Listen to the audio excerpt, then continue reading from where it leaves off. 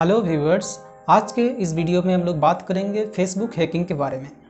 अक्सर लोगों से सुना जाता है कि मेरा अकाउंट हैक हो गया है, मेरा अकाउंट कोई और कंट्रोल कर रहा है। तो ऐसे में आप किस तरह से अपने फेसबुक अकाउंट को सेफ रखें और क्या क्या करना चाहिए या नहीं करना चाहिए ताकि आपका फेसबुक अकाउंट कभी हैक ना हो। तो वीडियो के आगे तक बने रहिए, मैं आपको बताऊँगा कि किस तरह से आप हैकिंग से अपने अकाउंट को बचा सकते हैं। जब फेसबुक शुरू लॉन्च किया गया था तब हैकिंग का कोई डर नहीं रहता था, लेकिन आजकल हैकिंग एक आम बात हो गई है। अगर आप एक सेलिब्रिटी हैं या आप एक कॉमन पर्सन है, कॉमन मैन है, फिर भी हैकिंग का डर रहता है, क्योंकि कुछ लोग अपने पर्सनल डेटा फेसबुक पे डालते हैं और वही डेटा हैकर्स किसी गलत काम के लिए इस्तेमाल कर सकते हैं या फिर अपने फ़ायदे के लिए इस्तेमाल कर सकते हैं या फिर किसी को बदनाम करने के लिए इस्तेमाल कर सकते हैं।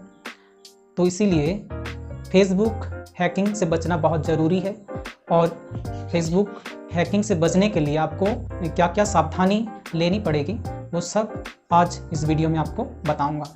तो हैकिंग से बचने के लिए पहला जो पॉइंट है, जिस डिवाइस पर आपका कंट्रोल नहीं है, यानी आप जिस डिवाइस का ऑनर नहीं है, मान लीजिए कि आपका डेटा ख़त्म हो गया है और आप किसी साइबर कैफ़े में जाकर अपना अकाउंट लॉगिन करके अकाउंट चेक करते हैं, तो वहाँ पे क्या करना है आपको, कभी भी वहाँ पे सेव का ऑप्शन अगर आएगा तो कभी भी येस पे क्लिक नहीं करना है। याद रखिएगा कि कभी भी आपको दूसरे की डिवाइस से लॉगिन करते हुए कभी भी पासवर्ड को सेव नहीं करना है।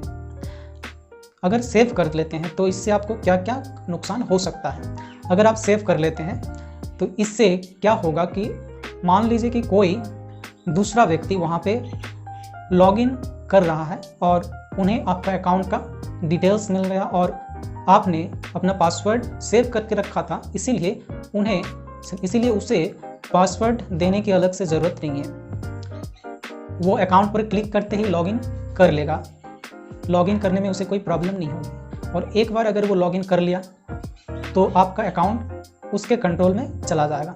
फिर वो आपका अकाउंट से कोई लीगल एक्टिविटीज़ भी कर सकता है या फिर किसी को कोई एम्ब्रेसिंग मैसेज या पिक्चर भी भेज सकता है या एम्ब्रेसिंग पोस्ट भी कर सकता है, जिसके लिए आपको ब्लेम किया जाएगा, आपका नाम बदनाम होगा। आपके जितने भी फ्रेंड्स सर्कल में जितने भी फ्रेंड्स होंगे वो सब सोचेंगे कि ये आपने पोस्ट किया है।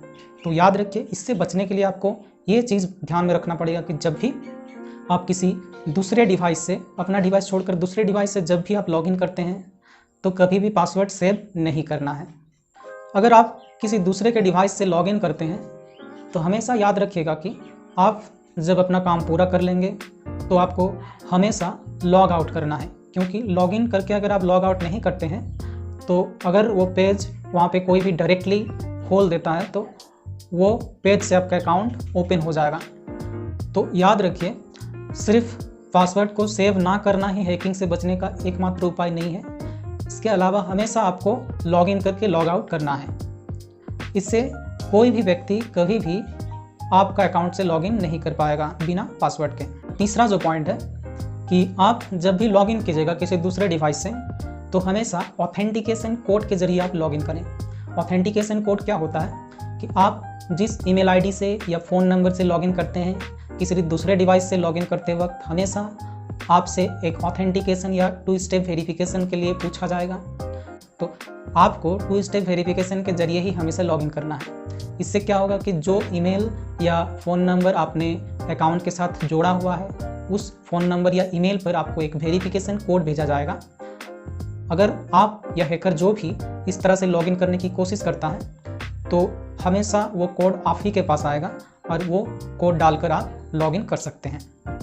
इससे आपका अकाउंट हैकर से सुरक्षित रहेगा, क्योंकि आपका जो कॉन्टैक्ट नंबर है वो हैकर के पास नहीं होगा, आपका जो ईमेल है वो हैकर के पास नहीं होगा।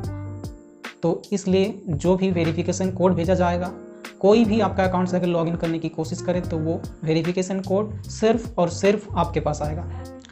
इसके अलावा और एक काम आप कर सकते हैं, जब भी किसी ब्राउज़र के ज़रिए आप लॉगिन करते हैं तो लॉगिन करने के बाद जब आप लॉग आउट कर लेते हैं तो ब्राउज़र को हमेशा क्लीन कर ले, आपका जो सर्च आइटम्स हैं उनको हमेशा क्लीन करें, क्योंकि कभी कभी फिशिंग के ज़रिए भी हैकर्स अकाउंट हैकिंग करने की कोशिश करते हैं। लेकिन अगर आप कोई भी डाटा ब्राउजिंग करके नहीं छोड़ते हैं, यानी ब्राउज़र को क्लियर करते हैं, तो हैकर्स को कोई भी मौका नहीं मिलेगा। इसके अलावा सबसे जो इम्पॉर्टेंट चीज़ है कि लोग कभी कभी किसी मैसेज का रिप्लाई देते हैं जिस मैसेज के बारे में उन्हें उतना जानकारी नहीं होती, यानी कभी कभी हैकर्स मैसेज के ज़रिए एक लिंक भेजते हैं और उस लिंक पर क्लिक करते ही हैकर्स आपके डेटा को चुरा लेते हैं। तो याद रखें कि आप जो मैसेज रिसीव करते हैं उस मैसेज के बारे में अगर जानकारी नहीं है तो उस मैसेज पर दिए गए लिंक पर कभी क्लिक मत करें, क्योंकि हो सकता है कि इससे आपका फ़ोन का जितना भी डाटा है वो डाटा हैकर्स के पास चले जाए और आप एक बहुत बड़े लॉस में पड़ जाएं। और आपको ऐसे किसी साइट पर भी नहीं जाना चाहिए जिस साइट पर